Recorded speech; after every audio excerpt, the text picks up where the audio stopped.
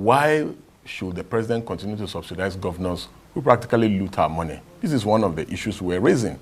It's better to give the money direct to the people, direct to the economy, than to give to the governors. In the last 1 year, the money that was saved from subsidy, what have the governors done with it? Nothing, practically nothing. But does the president have the constitutional right to withhold? So now the issue that we are discussing is that if you subsidize, you are taking the money that every nation in the world subsidizes products and services for their people. Yeah. Some nations, like agriculture. Some nations even subsidize walnuts for their citizens. So subsidizing for the economy, you are trying to save the economy because we are dealing with extreme inflation. So when you subsidize for the economy, you are improving the welfare of everyone, not the welfare of the governors who receives the FAQ and they change the naira to dollar and put more pressure on the dollar. Do you understand? So you are subsidizing for the whole country. So that is number one. The president needs to put the interests of Nigerians above politics. Because if he's thinking about second term, he will continue to subsidize for the governors. That's addressing that first issue. On the second issues, is it not ironic that majority of our problems in this country is tied to corruption?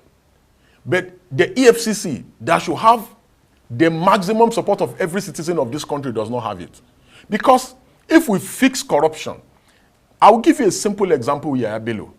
Yahaya Bello, who is currently the former governor of Kogi State. Governor of Kogi State, who is currently above the law, who no longer has immunity or enjoys immunity. Yahaya Bello is free, walking the street, but protesters have been arrested here in Abuja and in other parts of the country, and they've spent 2 weeks in custody for protesting. Their only crime is that they protested. Yeah, it sounds like a travesty. Yes, in Katsina, sir, in Katsina, protesters were arrested. They gave them summary trial in a police station.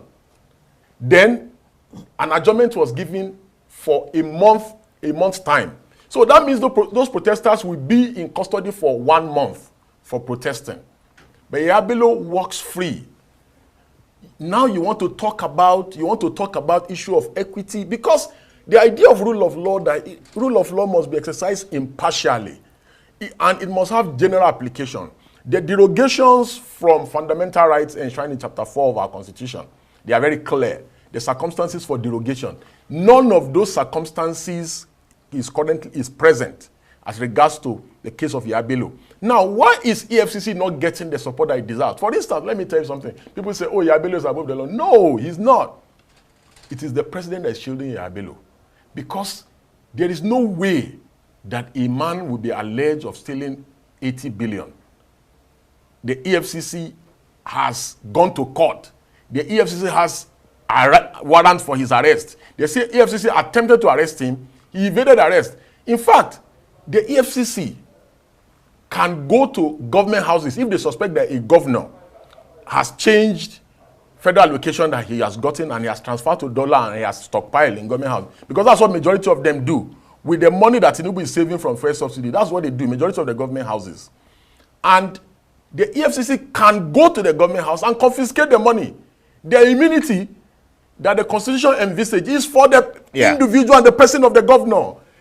The stolen funds and looted resources do not have immunity. Although there's a question mark, because when you haven't found someone, you haven't proven, I mean, to the point of, I mean, ineluctable, unquestioning doubt that the money is the actually security agencies, then it might be difficult to actually go there. No, our laws are very clear on anti-money laundering. Our laws are very clear.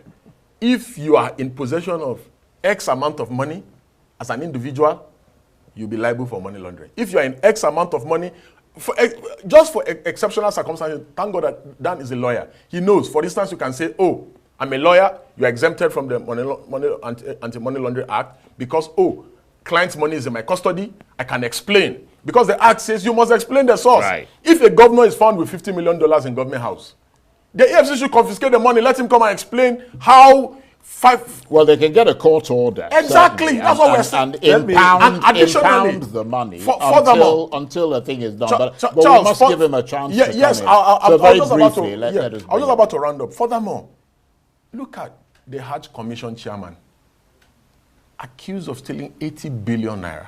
80 billion naira. In a nation that strives at hygiene, by now he will be arraigned in court.